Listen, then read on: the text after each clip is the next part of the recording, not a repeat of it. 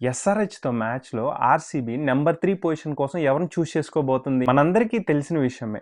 Recent ఆక్షన్స్‌లో RCB ఒక మంచి batting allrounder కోసం వెతుకుతున్న విషయం. అందుకోసమే 2025 ఆక్షన్‌లో వాళ్ళు వెంకటేష్ అయ్యర్ కోసం దాదాపు 20 క్రోర్స్ వరకు వెళ్లారు. కానీ అదే వెంకటేష్ అయ్యర్ ఈసారి 2026 ఆక్షన్‌లో ఆర్‌సీబీకి 7 క్రోర్స్‌కి దొరికాడు. వెంకటేష్ అయ్యర్ రీసెంట్‌గా అంత గొప్ప ఫామ్‌లో లేడు. 2025 ఐపీఎల్ తీసుకుంటే అతని స్టాట్స్ కూడా అంత ఇంప్రెసివ్‌గా లేవు. మరోపక్క దేవదత్ పడికల్ రీసెంట్‌గా చాలా మంచి ఫామ్‌లో ఉన్నాడు. 2025 ఐపీఎల్ తీసుకుంటే దాదాపుగా 250 రన్స్ ఎట్ 150 స్ట్రైక్ రేట్. అలానే డొమెస్టిక్స్ తీసుకుంటే సయ్యద్ ముస్తక్ అలీ ట్రోఫీలో దాదాపుగా 310 రన్స్, అది కూడా 167 strike rate at an average 64.